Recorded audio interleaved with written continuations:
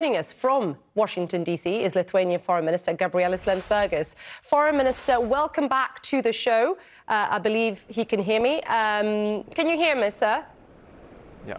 Better? Fantastic. Yeah, Great to have you here. Great to have you with us, Foreign Minister.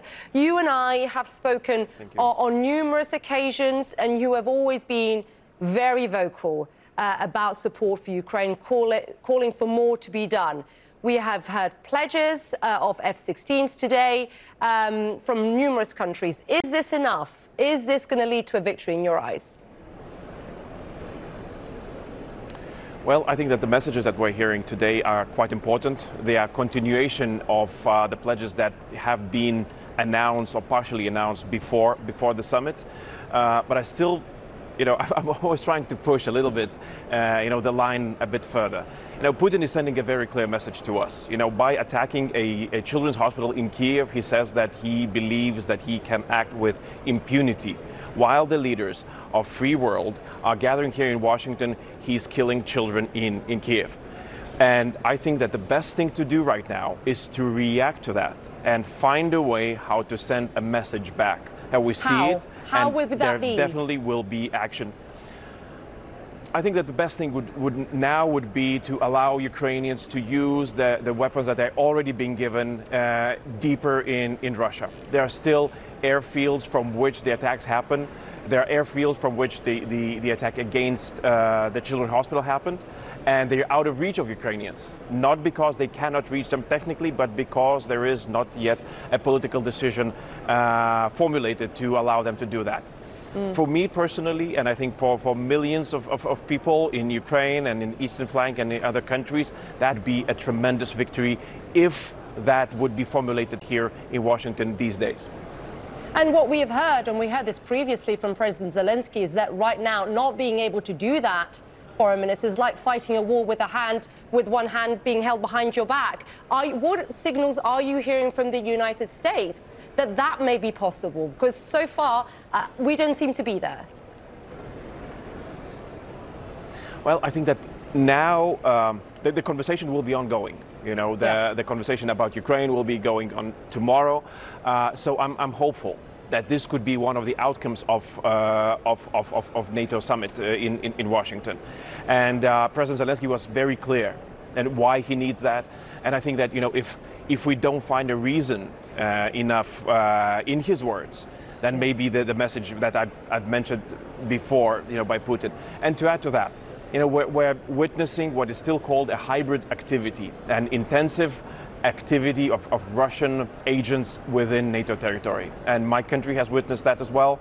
Russian opposition member, and one of the leaders of opposition was attacked in my country. There are buildings, there are shopping malls that are being burned down, by people who are being paid by Russia. I think it also merits a reaction. And there could be no better reaction than allowing Ukrainians to use the weapons the way they see fit. And of course, these pledges that we are seeing, and I'm guessing we're still waiting for members to agree on what they've been calling a substantial package, all very welcome. But, Foreign Minister, you and I have also been talked about this. There have been substantial delays. Ammunition, out of Europe is just an example of this. You have recently said that you cannot win the war just by defense.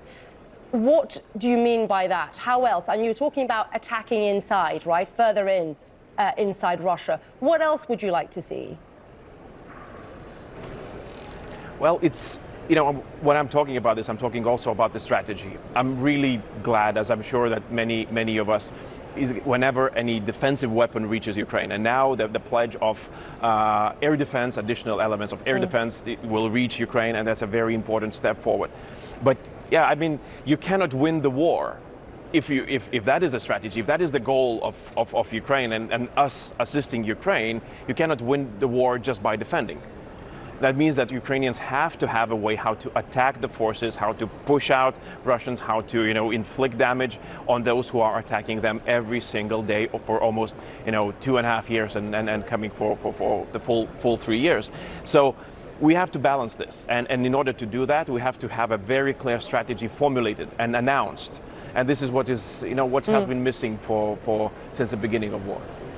And of course, the conversation is very much centered around Ukraine and this NATO summit, but I suspect also there is some conversation about possibility of former President Trump returning. What are you hearing? How concerned are you, Foreign Minister, about the possibility of a Trump 2.0 here? Well, my position and my country's position has been very clear. We take no part in the decisions that are being made by the people of the United States of America. We have worked with every administration that was out there, and we will continue doing that in the future. What we can do, what we are doing, is to have a very clear story of why we need a very strong transatlantic partnership. And my country can definitely tell the story. We have a contingent of U.S. troops stationed in Lithuania. We believe that it's the biggest deterrent that my country can have in these days, and we need for U.S. troops to stay.